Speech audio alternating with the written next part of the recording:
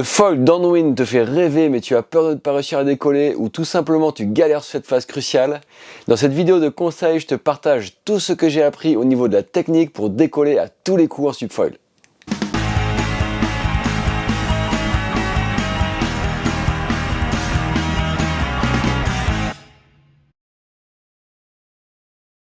Salut les copains et copines, bienvenue dans cette nouvelle vidéo Water Sport Zone où je vais vous partager tout ce que j'ai appris pour optimiser mon décollage en subfoil downwind avec un focus particulier sur la technique, même si je ne peux pas faire complètement abstraction des conditions et du matos. Tout est important, donc restez bien jusqu'au bout pour tous les conseils.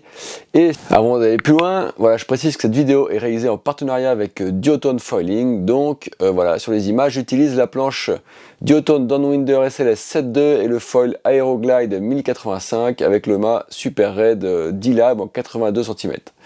J'ai déjà publié un test de cette planche et il est dispo sur le lien ici ou alors en description ci-dessous. Par ailleurs, je sais, je suis un peu casse-pied, mais je pense qu'avant de se concentrer sur la technique de décollage, c'est quand même bien d'avoir vu la vidéo où j'ai détaillé les 10 choses que j'aurais adoré savoir avant de me lancer en subfoil downwind. Donc le lien, c'est pareil, je vous le mets là ou alors en description ci-dessous de la vidéo. Allez, pour autant, donc je peux pas détailler la technique sans parler un minimum de matos et de conditions, je le disais à l'instant, car c'est super important. Alors d'abord les conditions. L'idée, donc, pour se lancer en subfoil downwind et pour faciliter le décollage, c'est de viser du clapot raide plus que de la houle.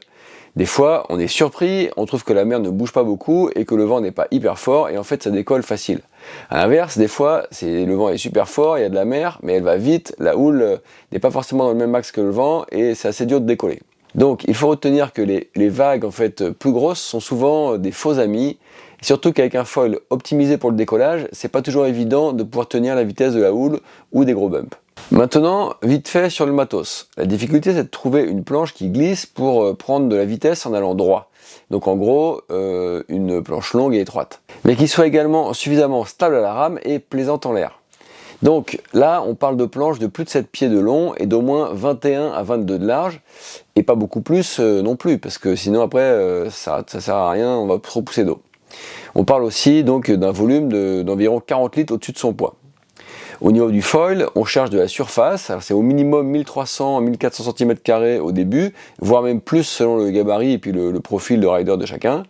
Et surtout, on cherche aussi un allongement important, donc c'est minimum 7-8 d'aspect ratio, mais là aussi, si c'est plus, c'est mieux. Au niveau de l'envergure, alors on parle de foil avec 1 mètre à 1,10 m voilà, de span. Pour optimiser le décollage, c'est mieux aussi d'avoir un mât pas trop épais, donc c'est en gros 16 mm d'épaisseur de profil ou moins, et pas trop profond, donc c'est sans doute mieux à 75 cm qu'à 85, c'est toujours ça de moins à traîner dans l'eau. Enfin, une très bonne pagaie, ça fait la différence, parce qu'on cherche à être explosif, à être hyper efficace sur 3, 4, 5, 10 coups de rame, vraiment à fond. Donc un modèle carbone, léger, nerveux, stable dans l'eau, ça aide vraiment beaucoup. Perso, j'utilise la Black Project Hydrosprint X en taille XL et c'est vraiment le top. Depuis que je l'ai essayé, pour moi c'est une révélation, je ne peux plus m'en passer. Un autre point clé au niveau matos, c'est le placement du foil.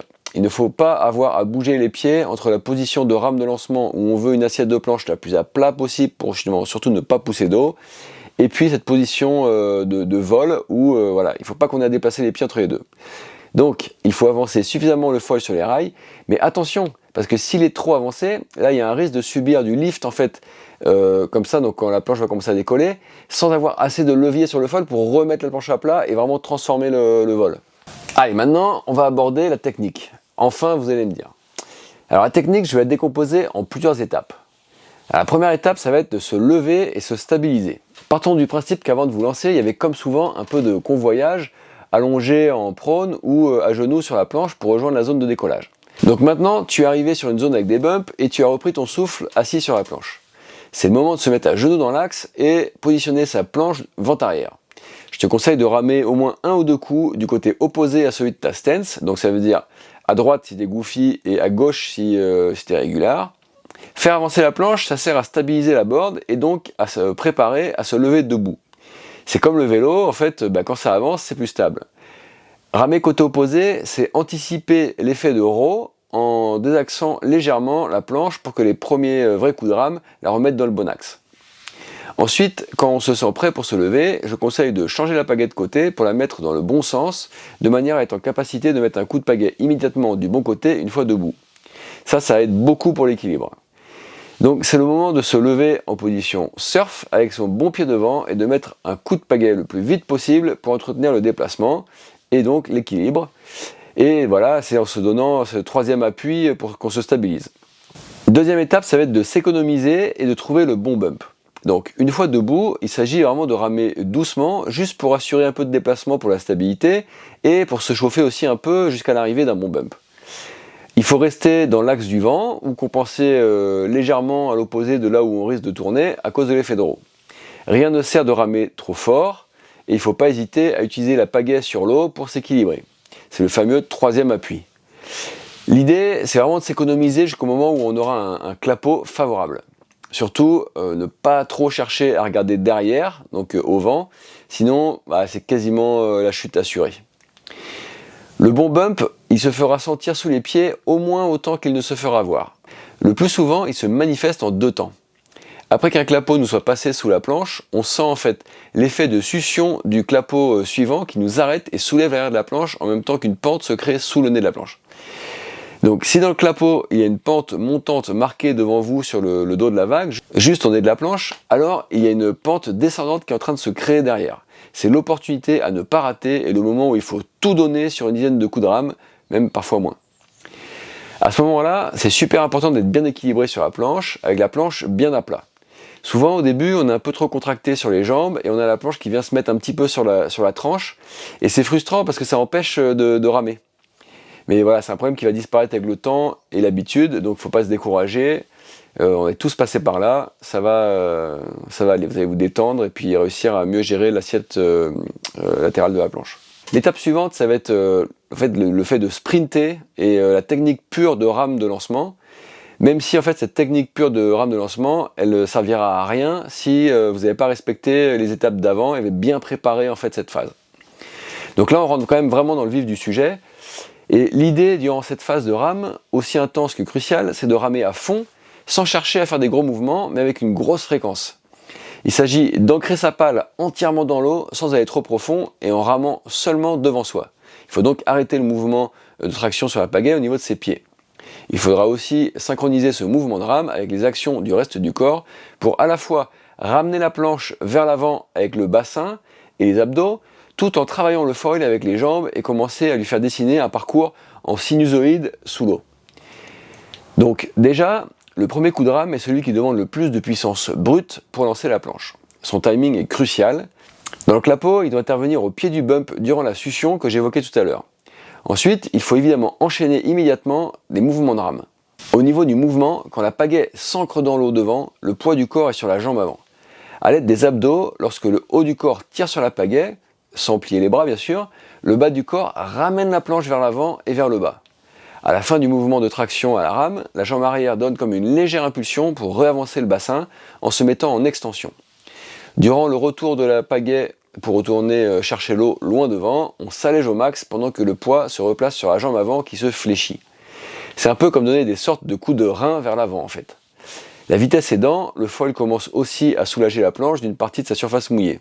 Et tout ce mouvement, en fait, il commence à pomper sur le foil même avant que la planche ait vraiment décollé.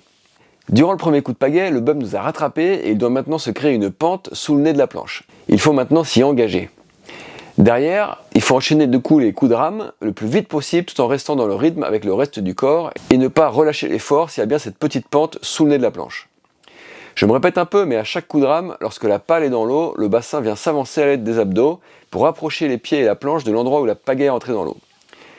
Le corps se fléchit puis se retend, le poids est sur l'avant et vers le bas. Lors du retour de pagaie, il faut au contraire s'alléger au max en extension du corps pour laisser aussi monter le foil. Pour moi, la fréquence des coups de rame est vraiment un point clé. Au bout de 2 ou 3 coups de pagaie, sous l'effet de la vitesse et des mouvements d'impulsion et de transfert de poids, la planche peut se cabrer un peu. C'est pas grave, au contraire, c'est plutôt un bon signe et c'est pas le moment de s'arrêter de ramer. C'est là aussi où le transfert de poids arrière-avant prend tout son sens. Certains parlent de pop-up ou de ollie, tant le mouvement de jambe peut se rapprocher, en tout cas si on veut transformer le lift du foil en vol pérenne. J'espère que ça vous parle. Donc la dernière phase, ça va être de transformer vraiment ce vol et ou de récupérer. Le vol ne sera effectif que lorsque vous aurez réussi à replacer le bassin et le poids de votre corps au-dessus de la jambe avant avec un appui sain sous le foil en l'air. Il s'agit de transformer ce lift avec de la vitesse horizontale et une planche équilibrée longitudinalement. Pour ça, ça vaut le coup de continuer à ramer et à pomper en l'air tant que vous n'êtes pas sûr de votre coup. Bien sûr, il ne faut pas oublier de chercher la pente. En revanche, si au bout de 3 coups de rame, on ne sent pas d'accélération, alors ça sert à rien de continuer à s'acharner sur ce bump. Mais attention, ce sera peut-être le suivant qui sera le bon. Donc il faut rester en alerte et réagir au cas où on ressent cette succion directe, il faut y aller. Si jamais c'est pas parti, normalement, après une vraie tentative, en fait, tu es asphyxié. Donc si c'est pas le cas, c'est que tu n'as pas ramé assez fort.